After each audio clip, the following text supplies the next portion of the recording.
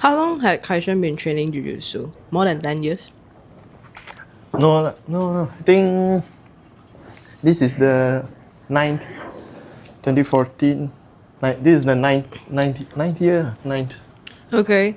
So you are a BJJ brown belt practitioner and you used to be a national athlete for Malaysia. Yeah, just for like 1 year and then one com. Yeah. 1 year and one comp. Yeah. Just Okay. How's the experience being a national athlete? I mean, it's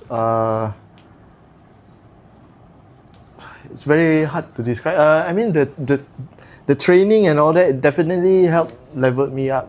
But it's also, I would say, it's not for everyone. The training is very grueling, very tiring, and then you really have to put in a lot. You really have to be dedicated, especially to weight wise, and then mat time. And I would say like you have to show up for training a lot more than the regular training. Yeah. Okay. So at one point, do you think the national athlete training actually affect your working? No, definitely not. No. Definitely not. Because we like centralized training during that time. Centralized training was only like once a week. And then the rest of the time we get to have our own training hours at our respective gyms. So you just have to lock enough hours. Do you think, to be in a national team, to be a national athlete, obviously you're not a regular gym goer, you're not the regular BJJ practitioner. You have expectations of yourself. You have higher expectations than regular practitioners. Yeah. Coaches have different approaches towards you.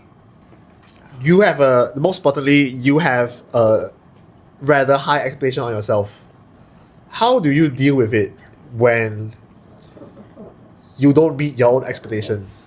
I remember us talking about this. I think my mistake, like up until like recently, is I did not deal with it properly, at least in the correct manner, and then I think it led to like very frequent burnouts and stuff like that. But if you're talking about like setting expectations and stuff, I feel like it's very internal, it's very innate. I don't think there's a way to deal with it externally using external help. You can only, at least in my experience, you can only like try to deal with the burnout. I've never actually found like a way to manage my expectations. Personally, I would feel like if I lower my expectations and then I just can't get myself to do it. But at the same time, I admit that I don't have the abilities to like meet the unusually high expectations I set for myself. There's a juxtaposition there. Yeah. It's like if you have a sausage on your back and you're just chasing it, but you're never reaching the sausage. I will never reach the dangling carrot. Yeah. In front of me. Something that I realized recently is like when I have to learn how to look back, because when I first started, I kept like chasing. I didn't explicitly set expectations for myself, like, oh, I have to do this by when, what do I have to learn, or how strong do I have to be, what do I have to do. But I have this imaginary ceiling I set for myself, like an imaginary benchmark. Like, for example, like the goalpost is always moving for me. Yeah. And I feel like it's very helpful to look back. Yeah, you have this internal self-talk about see how far you've came. Yeah. So in a sense, like although the goalpost is always moving, but I can always look back and see where the goalpost was. Yeah. And then in a sense, like I've reached certain milestones along the way, although I did not realize it at the time. Yeah, I think that's pretty much how I've been handling things recently. In terms of, I mean, instead of chasing the ever moving goalposts, Yeah. which is a feature, I guess. Everybody have their own explanations of themselves. Everybody has their goals, and I think it's just a human thing not to meet them sometimes because we're just human. Yeah. And one way to cope with this is to, be grateful with, what you have right now, what you have achieved so far, so much. How much you have achieved so much so far in your life. Yeah. You could choose to stay at the point A which you started off. You choose to take the initiative and go down this road, and eventually you're not at point B, which is where you want to be, but you left point A and you're far off where you were supposed to be. Yeah, but and I also think that like having like a proverbial goalpost or the carrot on a stick really, at least it keeps me moving. I always have like certain expectations for myself, but at least I know I'm the kind of person who I know I give up easily. Yeah, so in a way it's like a built-in mechanism for me to keep moving, keep going forward. Yeah. Yeah. I think it's legit. I think it's valid. Yeah. Constantly optimize yourself, constantly grow. You need a goal, and sometimes you just don't reach the goal, and realize that, oh shit, I didn't get what I want. But hey, at least I got somewhere. It's like the very cringe statement lah. Oh, you aim for the moon, you shoot the stars, something like that. But yeah, I get what you mean. Like you still have an achievement despite not like hitting hitting like your ultimate end goal. Yeah, I guess that's how I've been looking at things lately. Yeah. Okay. So like you used to be a national athlete. Do you think it's still a thing that you wanted to achieve in future? Oh, the thing is, I've never thought I'll be one. Okay. Yeah. I mean, I'm very grateful for the experience and all that. When I first started, I wouldn't believe myself that I would ever be competing at that level. Yeah, Okay. which is very different. And for someone who's afraid to compete, like even like at Copa level, like Malaysia level, like You? I get nervous, like even for like small comps. Like, I've never thought about like representing Malaysia at one point. So that was surprising. So when I look back now, I guess I have to kind of learn how to appreciate that. Okay, at least I did that. So I try not to beat myself up too much, like on with my own expectations right now. Yeah. I think that's very human. Like coming from a national athlete. Former National athlete. Yeah, it's very human. It's very human to have fears. It's very human to have emotions. Yeah, it's just how do you deal with it lah. Yeah. And talking about competition, like you competed in Korea. You had this. how I deal with it. Yeah, how do you deal with it? Alcohol. To anyone watching this, I do not actually deal with this with alcohol. Okay, it's just a joke. Yeah, it's a clarification. Yeah. Yeah, but you competed in Korea. You had this, and you were coaching at Korea, which we'll get to that. Okay. But you competed there. You faced this Korean giant. Oh yeah, it's huge, man. Like, Yeah, we'll show this clip here. okay. It's insane. I mean, you caught him in a toho, and yeah, talk through it. What were you feeling? What were your thoughts when you were going to the competition, knowing that you're gonna face this big Korean meet? Oh shit. Okay. As you guys know, when I was in Korea, I still remember the moment because before I went to Korea, my friends there, the people who invited me there, they told me like maybe you want to do some comps here. So I was really looking forward to it because since I'm already there, of course I want to compete. I'll get experience competing in Korea. And then I thought I would just like go there and register for some comps, like you usually do, you know, Yes, like register yes. online, pay, and then just go compete in a regular bracket. And then I remember I was at this fast food restaurant one day. I was buying food, and then my friend called me, picked up my phone, and then he said, "Hey Shern, you want to fight this? You want super fight?" Super fight. He's Korean, but he can speak like Okay, Malaysian English. Yeah. So super fun guy. And then, hey bro, you want super fight? I was like, okay, let's do it. And then he said, you look at this guy first. You look at it, he's a MMA fighter. He's brown belt. And then he said, you Google this guy. You Google this guy. So I Googled that guy. Oh shit, he's I think pro MMA fighter in Road FC Korea.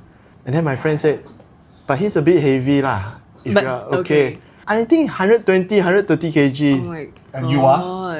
And you are? And that time I was 90. And my friend, you just eat more. And of course I was scared because he's like a pro MMA fighter. Yes. I tried not to Google him too much. I tried not to watch too many of his videos. Those who know me. I have a very hard time saying no to other people. So I said yes. And like a part of me wanted to do it as well. So and then okay, they said alright, they'll set it up. Then they asked me, they say at first it was gi. That's fine, gi is okay. As you guys remember, I texted you guys. I texted a few people like I texted Cass and my friends in Hikari as well. And then I think the next day or like the day after, they called me again. Then they asked me, do you want gi or no gi? I thought it was decided. Then I started strategizing. So, if no gi, I'm more comfortable in no gi and I like no gi more. So I decided, okay, let's go no gi. But do you think it's like more scary to compete in nogi with a pro MMA fighter? That very good thought. That was what I thought after I hung up the phone. I hung up the phone. It's like, oh shit, what was I thinking? Going nogi against a pro MMA fighter. Yeah. And he's like a very good wrestler. Okay. But you know, and those who know me. I'm too shy to call him and change the change the category again. So I just accepted it. Then the days leading up to the match was just me teaching, and then after class or between classes, I would train with my friends Sukjin and Henry. They're very, very good wrestlers, and their top game is immaculate, very good, very heavy pressure, and their jiu-jitsu is also very good. And they helped me train for the fight. Like after class, I'll stay back, I'll do a couple of rounds with them. They'll help me like think about ways to win.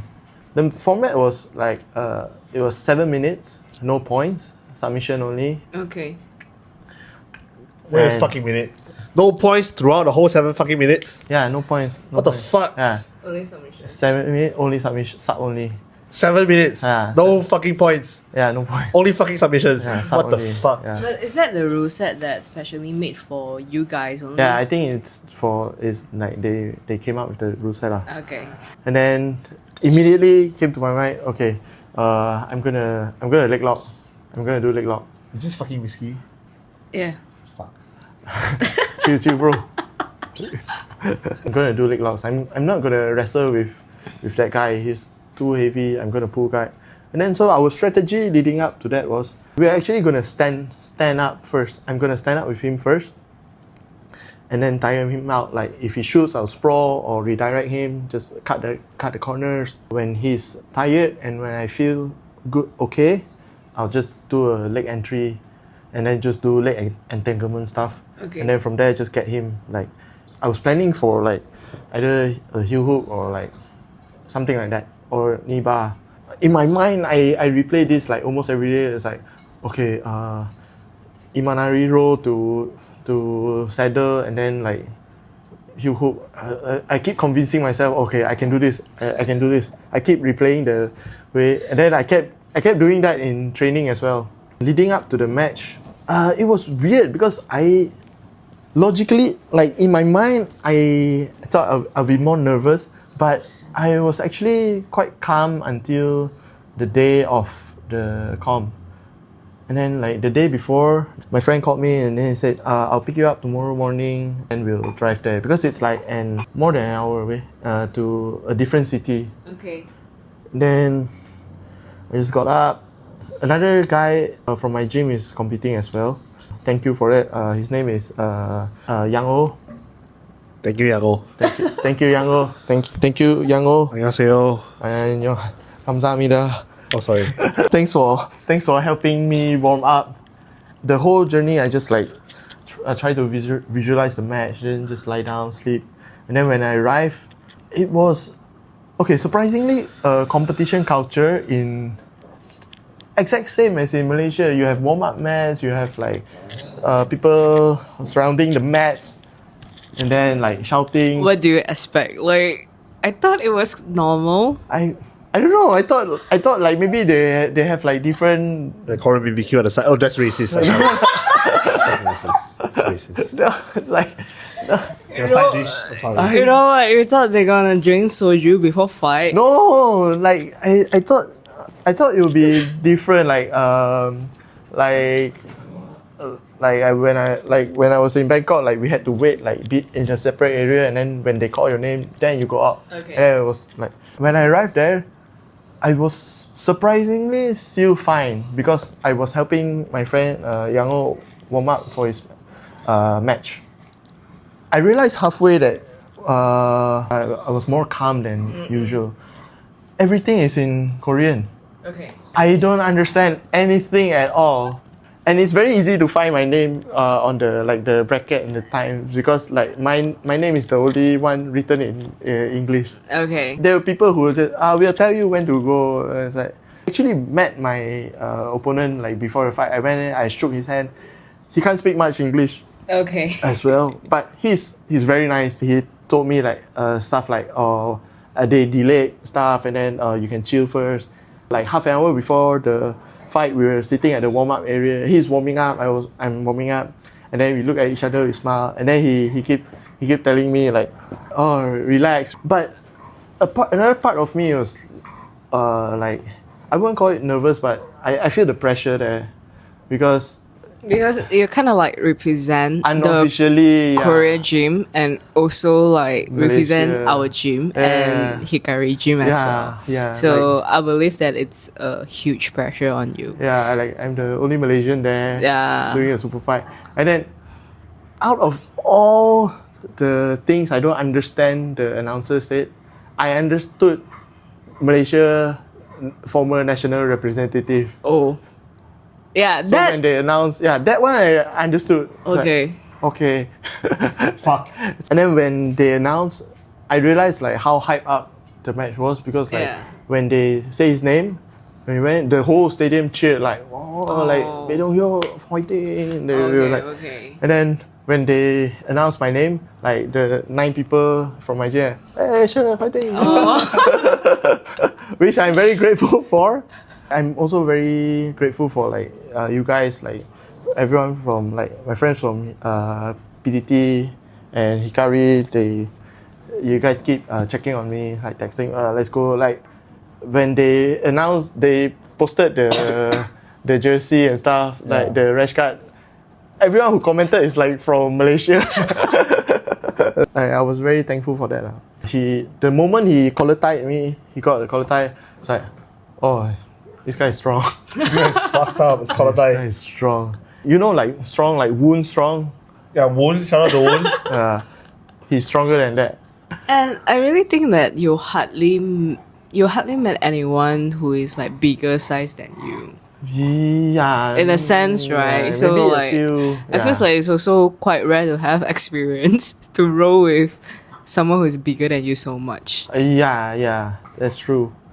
And then like, and if you guys watch the video, I actually used like the rules to my advantage, because before we went in, the referee came and then they talked to us and then they said, IBJJF rules, no gi. IBJJF no gi rules. That means my plan to Imanari roll and get to saddle is out the window because like there's no, it's inside reaping, no inside reap. Yeah. Okay. So I was like, okay lah.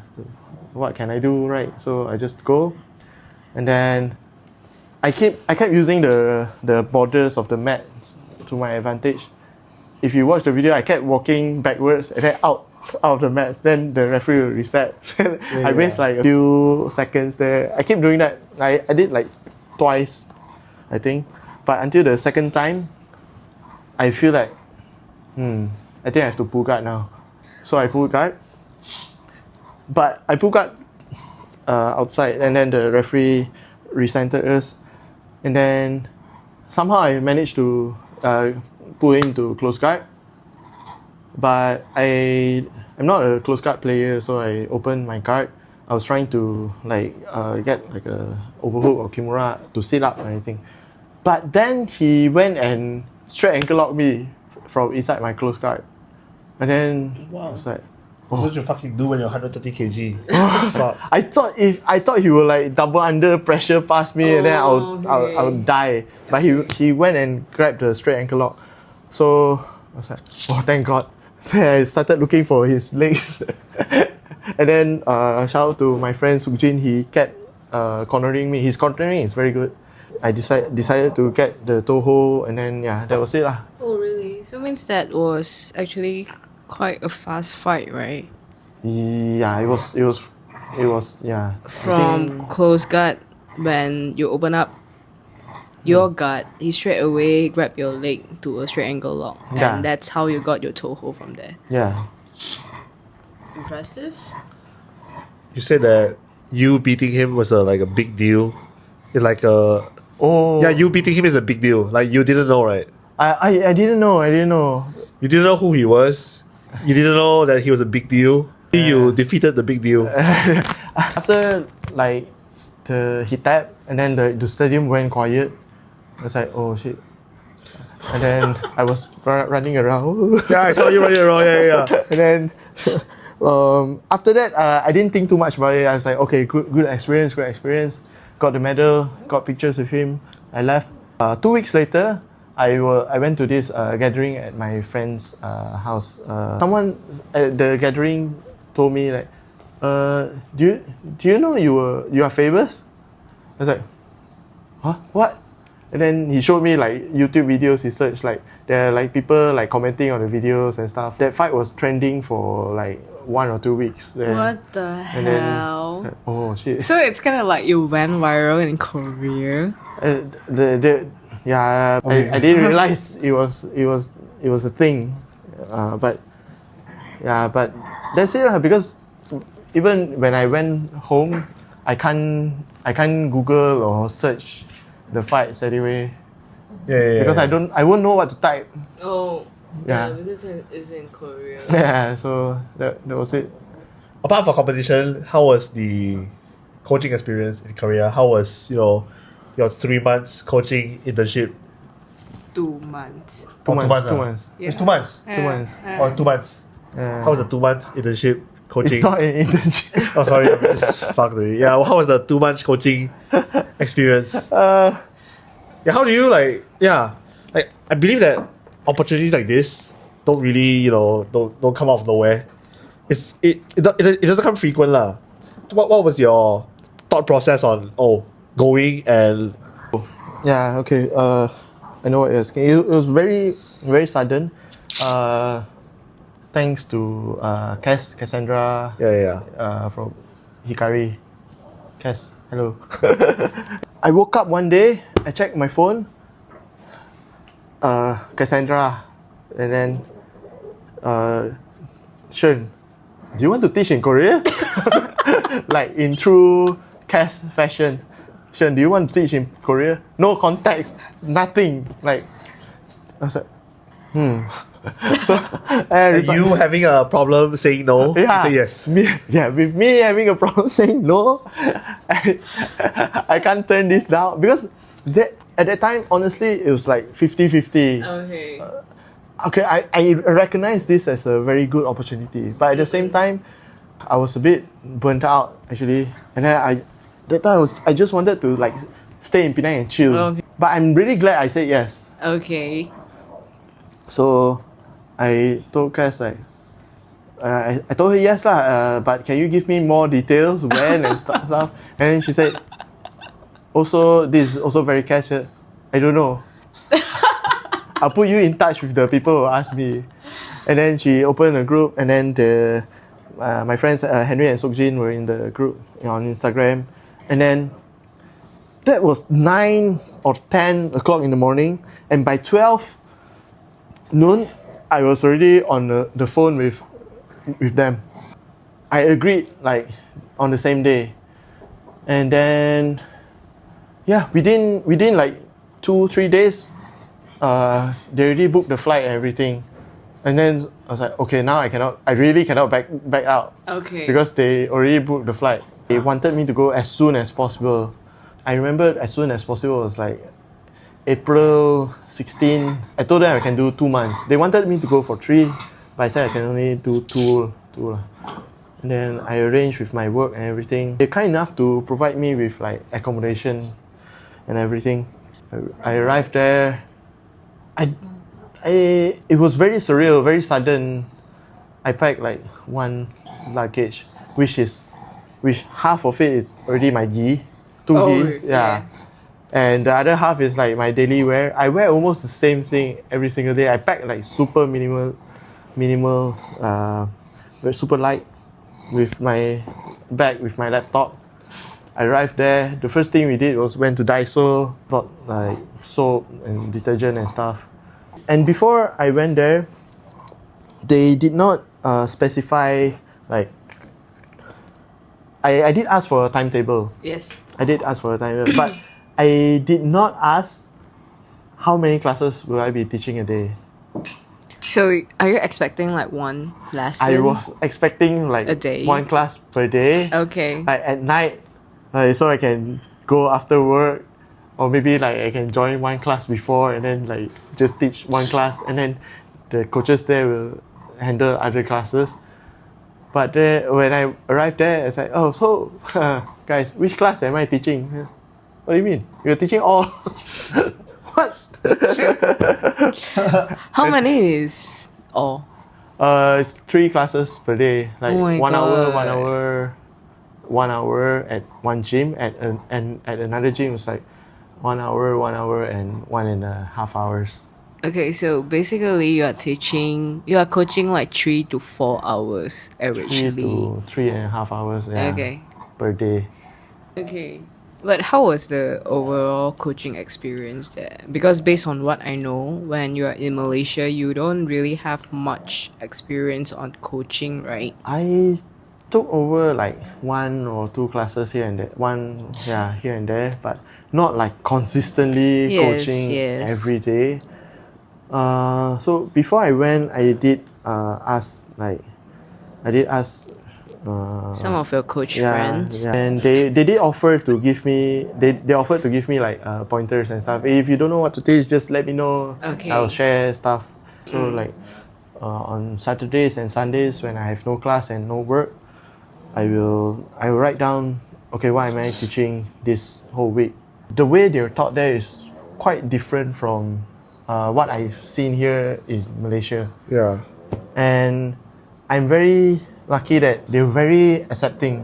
Okay. Like whatever I taught them, they didn't question it. They do it. Yeah.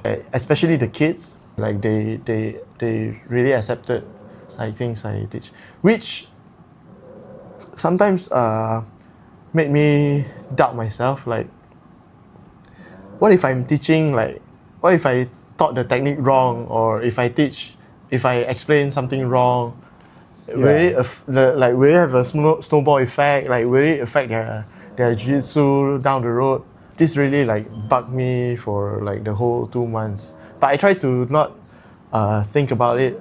If I'm not sure about something, really Google or ask someone about it. Thankfully, fingers crossed, I think I didn't teach anything wrong lah. I think.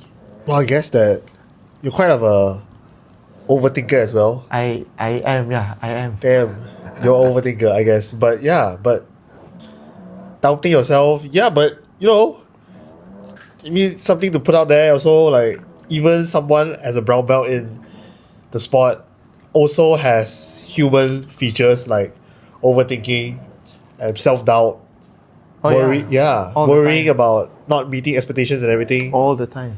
Yeah, I bet that's pretty human to have. So if you're going through something, some self-doubt, overthinking situations, something, yeah, don't worry about it. Like, Khye Shern is still, yeah, Khye Shern is overthinking in Korea.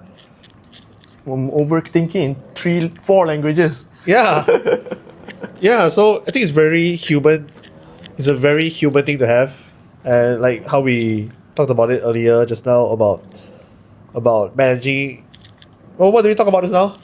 Managing expectations. I mean, like the first thing that we had before everything. Setting and moving goalposts. Yeah, yeah. Just setting your expectations, managing your expectations. Yeah, it's cooler. I mean, like I think something that a memory that you have is very special because you. Oh, definitely. Yeah, coaching. Yeah, nobody gets like not everybody has the chance to coach in a different country without knowing their language. Yeah, that's yeah. fucked up. It's definitely a core memory. Definitely a core memory for me. Yeah, like when you think about Korea, like that's your core memory. Okay, like between Korea and Malaysia, Okay. many people think that the grass is greener on the other side. Okay. Malaysia's not good. Not to say Malaysia's not good. Malaysia is good for me, but people would think that the grass is greener on the other side. We have this Chinese saying that the moon. Yeah, 外国月亮比较圆. The moon overseas is a bit. It's more round.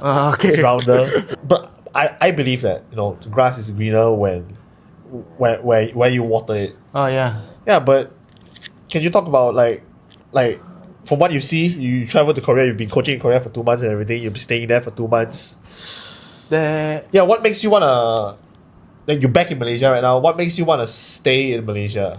What makes you want to stay here rather than not going somewhere else to pursue a potentially better future right there? I think it's I don't think it's anything like superficial, like food or weather or things like that. Yeah. I think it's more like most of my friends are here, family is here. Before I went to Korea, I was thinking I just want to chill in Penang for a bit, lay low, rest, like recover from, and I think that factors in as well, because right now I just want to be somewhere mentally safe, but which I did anyway, and I didn't regret it. I think it's mostly like relationships with people here. I made lots of new friends there, but sometimes you're still tied to like people here. Social factors. Social factors, yeah, that's true. If you are talking about like grass is greener on the other side, there are certain things that I like about Korea while living there, and of course there are things that I can't have in Korea that I can enjoy here in Malaysia. Like, of course, like the food. Food is different, of course. I think I miss like 3 things in Korea. One is like there are convenience stores. It's like everywhere. Every 50 meters you have one CU Mart or like one GS, one 7-Eleven. And they are all 24 hours. And they have a lot of the selection is very wide. The second thing I miss is the weather there, of course. It's very comfortable. It's cold. I prefer cold weather, and then to stay warm indoors. And the third thing which relates to the weather as well is the ondol. They have like heated floors in their houses, so it's very comfortable. Like when outside it's cold outside, and you're walking down the street, and then you reach home, you just like lie down on the heated floors, like like very comfortable. I think Just the weather, the heated floors wouldn't want you to stay at Korea for long term. This shows that I think you appreciate what they have right there, like heated floors. Yeah, I appreciate. Yeah, But you can't have everything. You can't have heated floors in Malaysia. it does. It won't make sense. It doesn't make sense. Yeah, because this breaks the statement of the grass is greener on the other side. I think. Oh, yeah, wait, one more thing I missed. Like, sorry. Yeah, Sorry, one more thing I missed. it's okay. The Korean like sauna, spa bath houses. Oh, okay. Bang. It's like you go in, you get like you go into like a bathhouse, like hot spring, hot water, you shower and then you go sauna, and then it's super relaxing. Yeah, I really wish we have that here. Yeah, but it doesn't make sense, right? Does it make sense to have that here? No, I think it you will doesn't face a make lot sense at of all. like backlash lah, because you have to take off everything. Oh, okay. Yeah. That's right. I think something to take away is that you can't have everything. Yeah. Is it like there are no solutions to situation? There are no solutions to everything. But only trade-offs. You only can have, if you choose the option A, Yeah. there's pros and cons. Yeah, of course. You can't have the pros of A and B. Definitely. Yeah, and if you go for B, there's also pros and cons. Yeah. If you stay in Malaysia, there's no heated floors, there's no spa houses. No cold weather. Yeah. Yeah, I think it's just a matter of making peace with the fact that you can't have everything. Yeah. If you want to have this thing or this something, you have to accept the cons that come with it. The consequences, the good and the bad lah. Yeah. Of course. And because for me, I don't know, I also try to be very grateful. Yeah, especially recently where when I see, because when I was young time, when I see like foreign workers like Bangladesh or some dark skin country workers. Whoa. Yo, sorry. Yeah, I would get like, and then those foreign workers would take pictures, like take random selfies on the street or something, and I find that very funny lah. Like, yo, what is that? What's there so much to take photos of? And then they're taking selfies in like a very random places, and I find it very funny lah. But now, with me, being more mature and everything, and especially traveling to like poorer countries, like not poorer countries, like I'm traveling to other countries. Like I've been to Thailand and everything. And whoa. No, like you can tell that there's a gap between the rich and the poor in the country. Not just other countries, like I've been to Sabah, and the gap between rich and poor is very big. Okay. And you see that people right there, they don't actually have a lot of career opportunities. And it makes sense for like foreign workers from Bangladesh or Cambodia or Myanmar to come to Malaysia to work.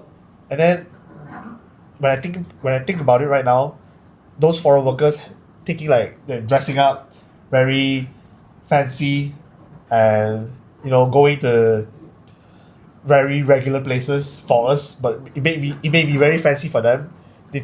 For them taking pictures and everything, taking selfies, I find that very heartwarming as well, because I kind of have it's very eye opening for me, because I find that they came from somewhere very bad, very shitty, and they came to Malaysia, and then Malaysia for us is very norm. We try to take norm because we grew up. We take things, we kind of take this for granted, and then for them it's like it's very privileged to work at Malaysia.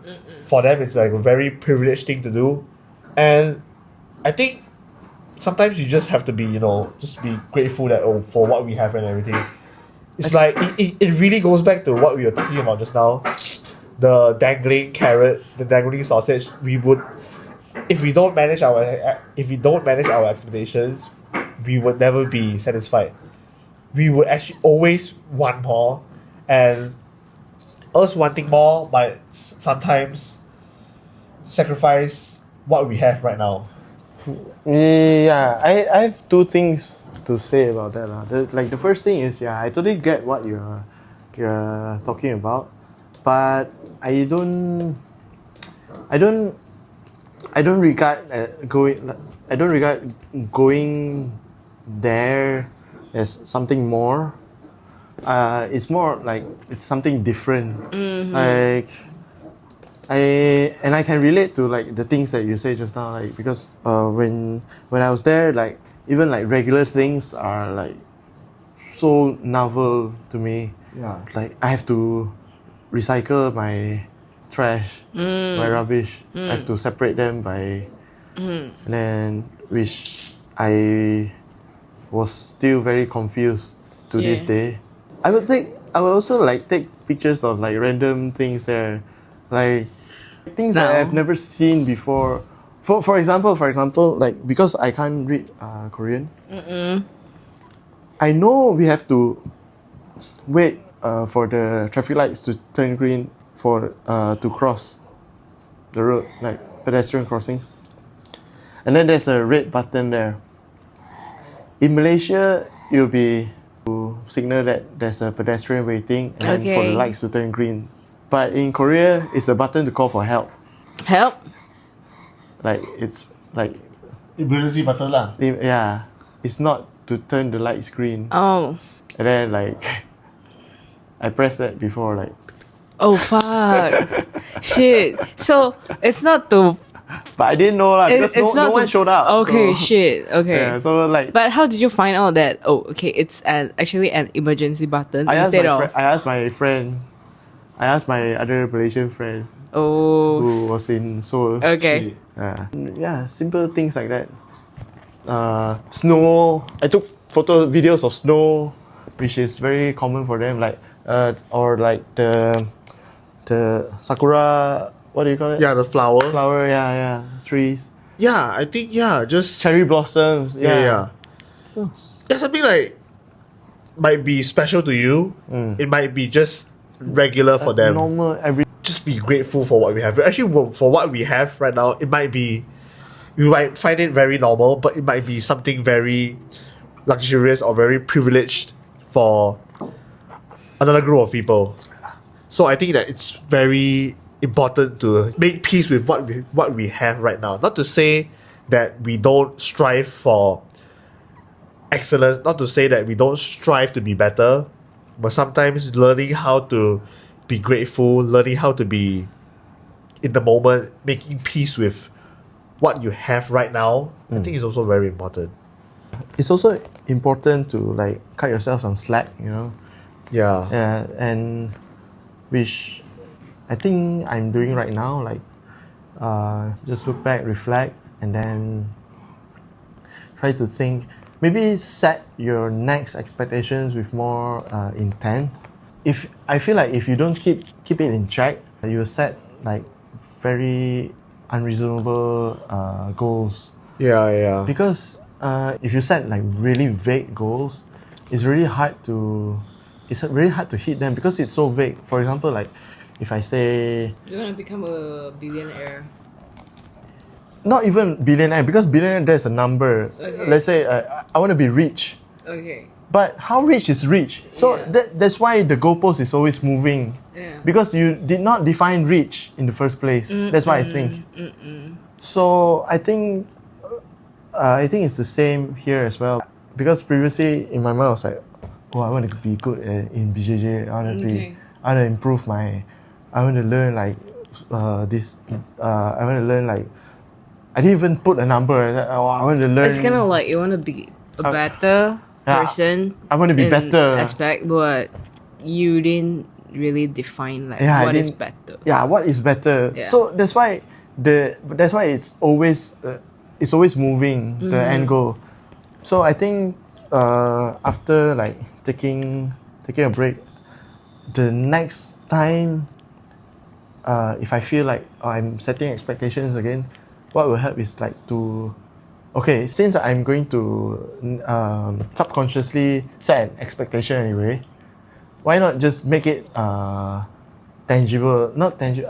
Why not just make it like? Why not just define it so that it's more easily? For example, don't just say I want to get good. I want to get better at Jiu-Jitsu next year.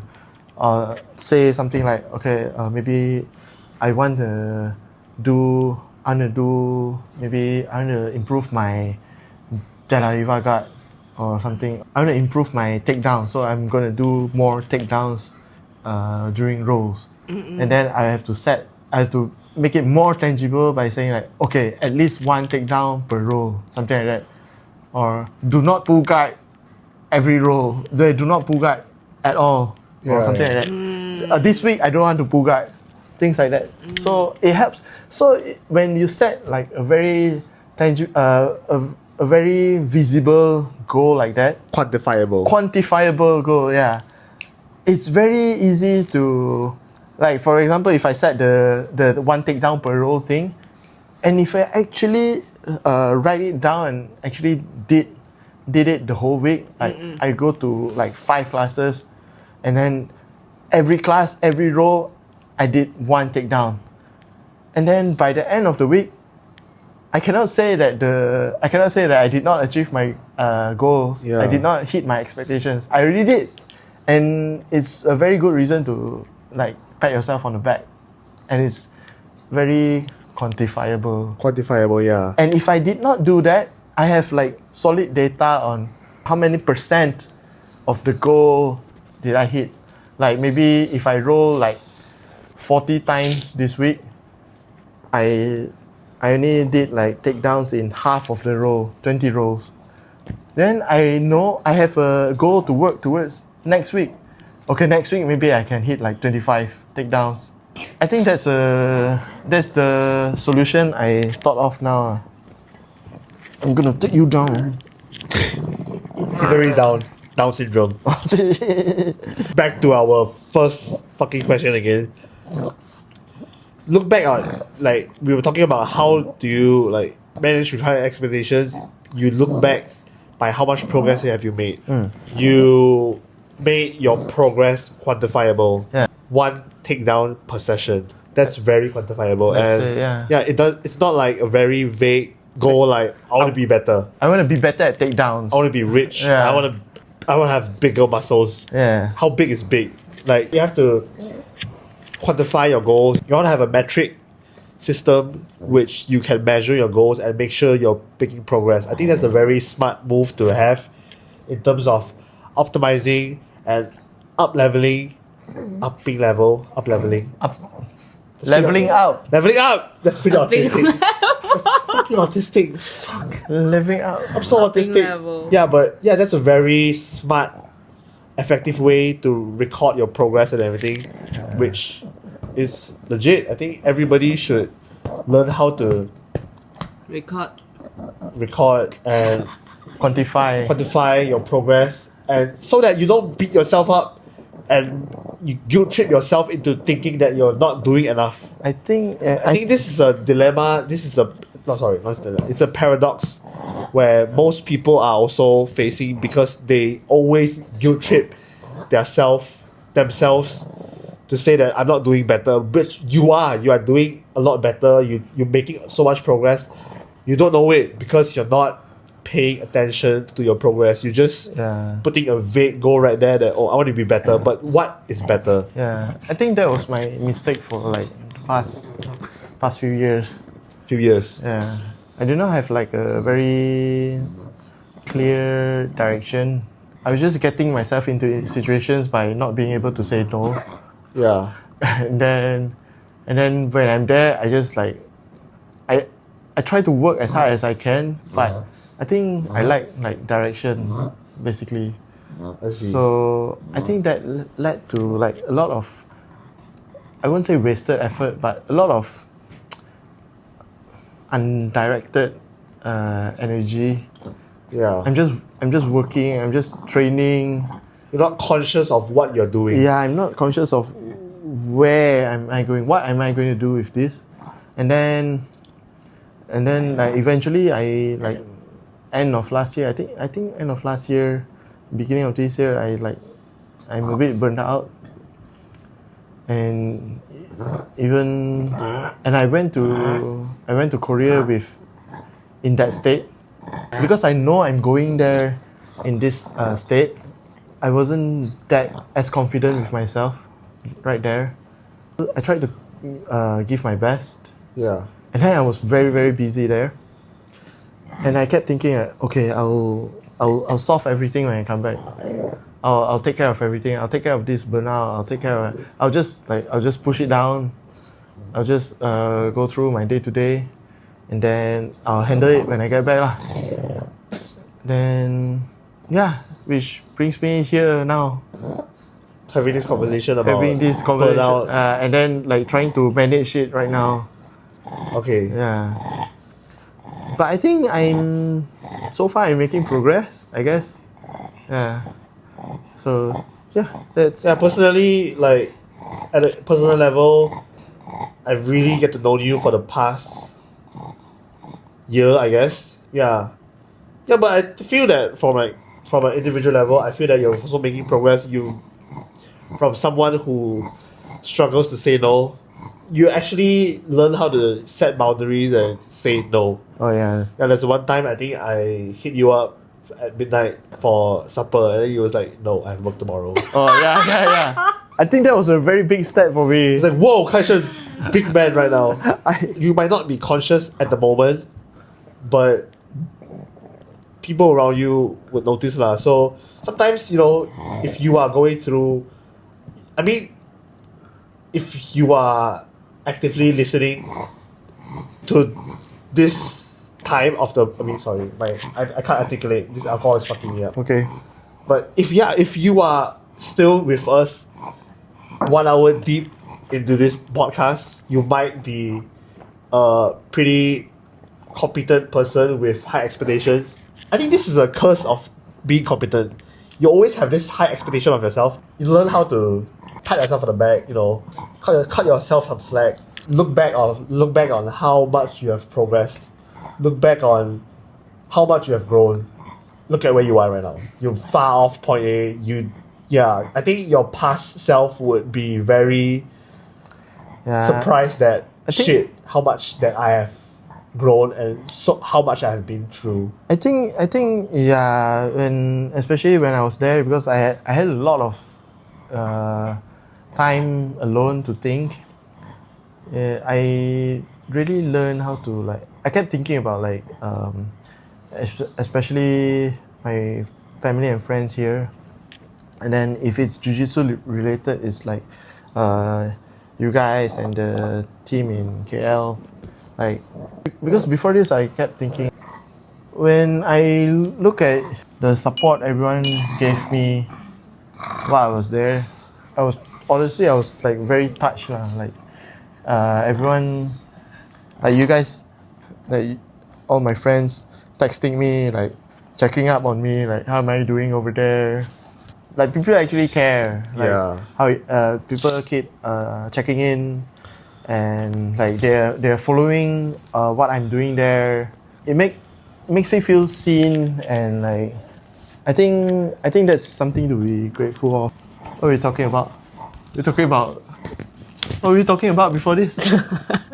I really find that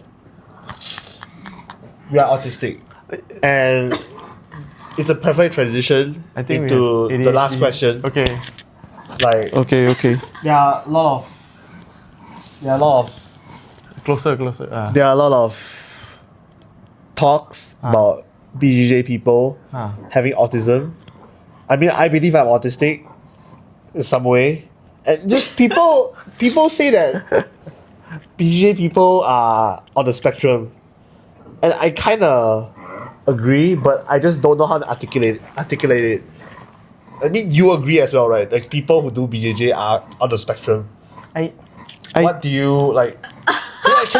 Can you explain to the people why BJJ people are somewhat on the spectrum, from your opinion? I think the word you're looking for is I think most people who enjoy the sport, I can't speak for everyone, but I think I am not neurotypical. I'm more neurodivergent. Okay. I like to do, if I find something I like, I can do it repeatedly for very long periods of time. But at the same time, I'm also very easily distracted. If if that's your definition.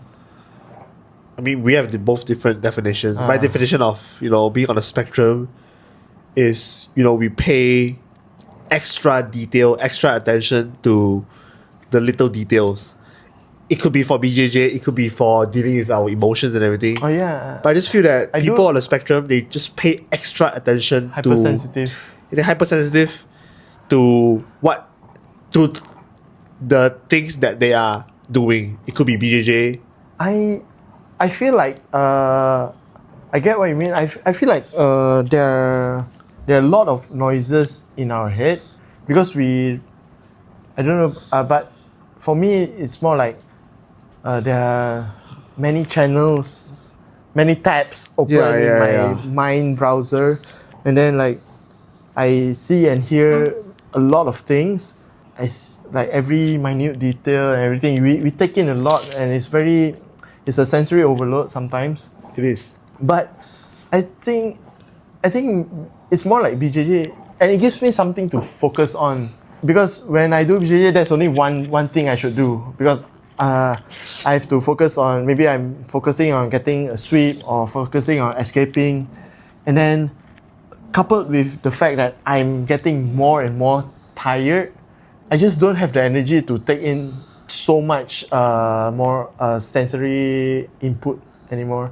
So the more tired I get, the more focused I become. Together with the fact that I'm focused on doing one thing and one thing only, it helps with all the symptoms we talk about. Like, just being solely putting all your mental effort on just one thing. You know how like people like to use like fidget toys? Yeah. Like fidget spinners. Yeah, because you are focused on doing only one thing. You're spinning your fidget spinner, and then it helps you focus because because you're only doing one thing. You're spinning the fidget spinner. And you can't do nothing because doing nothing is doing nothing. Because doing nothing is doing nothing actually amplifies everything else. Yes. Because It's pretty autistic. Yeah, you take in everything. Yeah, it's very hard.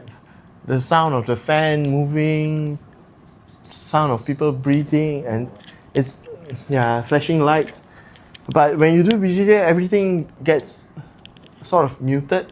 Yeah. Yeah, I think that's why I enjoy it so much. That's why you are a national athlete. I don't. But one thing I also realized that not autistic. I mean, people on the spectrum, they have a very special way of learning things. People usually learn things like by memorizing step by step, A, B, C, 1, 2, 3. I feel that I might be wrong. Hey, I'm not educated in this field or anything, but from what I've observed, people on the spectrum actually recognize patterns very easily. Like they would recognize some patterns in whatever they're learning, and they would just understand. I think I would say that their learning curve, it's much more shorter than normal people. I can't speak much for them, but I can definitely tell you about the different kinds of students who come in, and then the way they pick up things. There are people. I like to think of it. This is like a very broad generalization, in line with what we are talking about. Yeah. There are people who like to have instructions, and there are people who do not like to have instructions, in my opinion. Okay. Like, I've seen people who come in to class, when they drill, they prefer to know like, okay, what's step 1, what's step 2, what's step 3, and then they do it. And then there are people who like to, who ask, why should I do this? They like to figure it out themselves. There are people who question like, why do we do the armbar this way? Can I do it this way? Are there any faster ways to do it? And then there's the other camp where they don't question anything, and then they just like to follow instructions. I think both are equally valid, and both I've seen both like really really good like BJJ players who belong to either of the styles, which is fine, I guess. So yeah, what you say, like normal people, if we want to categorize normal and people On the spectrum. divergent people. So it's just different ways of learning, I guess. Yeah. But anyway, we've been talking for so long about your whole BJJ journey. I believe there has been ups and downs throughout the whole journey. It's been wonderful, I guess. Yeah. Yes, it has. Do you agree? Yeah, I concur. I agree. Do you enjoy and suffer? Like, do you consider yourself suffer? Suffer a little? I won't say that. No, I don't think there are any sufferings. Yeah, So I would say challenging. Yeah, there are certain challenges like along the way, but I think like usually when I'm doing BJJ, I'm having fun.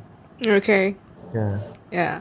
I think we don't do the sport just for the sport. We stay in the sport because of the community as well. That is a big part of it. Yeah. Because you can't roll alone. You need at least 2 people to do BJJ. Yeah. Yeah, we had came a long way, and so do our. Yeah, we had come. Like, what kind of come you want to come? Like, whoa. That's fucked up. we had came a long way, right? So do our podcast as well. So I believe that it's good if we could do an ending here. But before we end the podcast, I got a few questions for you. Okay. What is the best advice and the worst advice you ever received? Can you still remember any? Like in life or Yeah, anything. best and word or nobody really gave me any advice growing up. Fuck, that's so sad. Okay. That greatest advice. I can't think of any on the fly. How about the worst one? I don't think there are any I don't think there are bad advices because the nature of an advice is out of goodwill, right? You want to help someone, so you give someone an advice. You won't give like a bad advice. No, maybe the worst advice I'm referring to is like the advice that you don't think it sounds reasonable for you. Worst advice. No, not really. I don't think.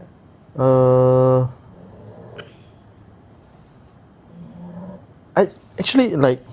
I want to segue a bit. I wouldn't say like bad advices. I always try to think of it as decisions. And then I always thought that I made like wrong decisions like all the time. Like, when I first came to Penang, I thought I made the wrong decision because I applied for USM and then I came to Penang and then that time all my friends were in UM in KL. I thought I made the wrong decision, and then I had like if I had not made that decision, I would not have the life I had today. Yes. And it was like a great life. So I wouldn't call like any decision or any advice bad, because they all have their own consequences. Yes. Yeah. So, if I want you to give an advice to our younger audience out there, can you think of one right now? And like in general? Yeah, in general. I think. Oh yeah, I think, you know, the thing that that makes you happy. Yeah, just do it. Just do it. Like that ridiculous thing you want to do. If it makes you happy, yeah, just do it. Yeah. It's kind of like life is short and you should spend it the way you want it. Yeah, like I think at least for me, you should prioritize like happiness. That's the number one thing for me. That's a big thing. Yeah. So if there's any advice in whatever I said just now, it's related to that. Okay. So another question: if you wanted people to remember you by 3 words, what 3 words you pick? Sex, drugs, and rock and roll. What the Three. 3 words. Khye Shern lah. motherfucker? Same like Vic lah. My name lah. No. Maybe my name. Other than your name. Other than my name, 3 words. Yeah. Like when people thought of that thing, it reminds them of you. Like the advice I gave just now, like Set drugs. rock and roll. no. Happiness. Like I like people to remember me as a happy person. Okay. Yeah. Oh shit, am I writing like an obituary for myself? The first thing it would be joy. Like I would like people to remember me as being a happy person. But I also like people to think that like I'm a fun guy. How about the third one? Third word. Wearing. I can't condense it into one word. Okay.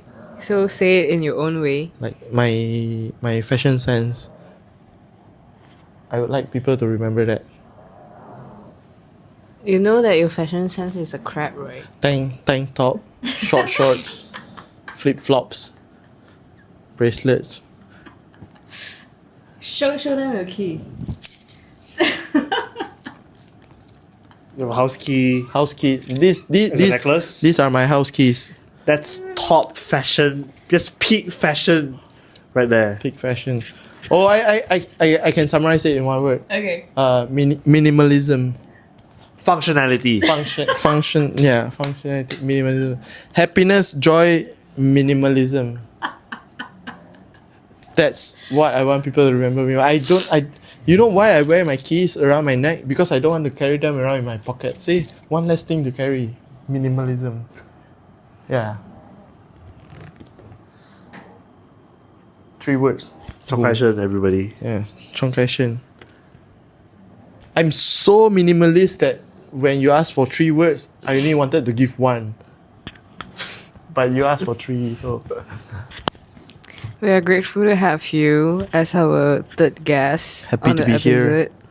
And we are grateful to have you as our friend, our training partner as well. I love you guys too. Peace and carrots. What's next? What's next? Yeah. Like after this or what's next for Khye Shern? What's next? Yeah, as a goal in your life. What's next for Khye Shern? On or off of the mat. Just a simple one. I'm pretty happy with where I am. Like if I can, I want to be happier. Okay. Like Define happier. I don't know. I'm really into like creating things now instead of like consuming. So yeah, I know that sounds very vague, but I haven't figured it out myself yet. But I think like that would be. I already spent 9 years doing martial arts, which I will continue doing. But I'm thinking of doing like art next. Wow. Hopefully, Wow. yeah. Okay, it's a wrap. So, if anyone, I hope that he can sell his artwork No. in the future, and I hope this podcast. I hope in the future he became famous. People will come back to watch this You okay? podcast. Hungry. After You're this, I hungry. need supper. Okay. Supper time, guys. Okay, ciao. Bye.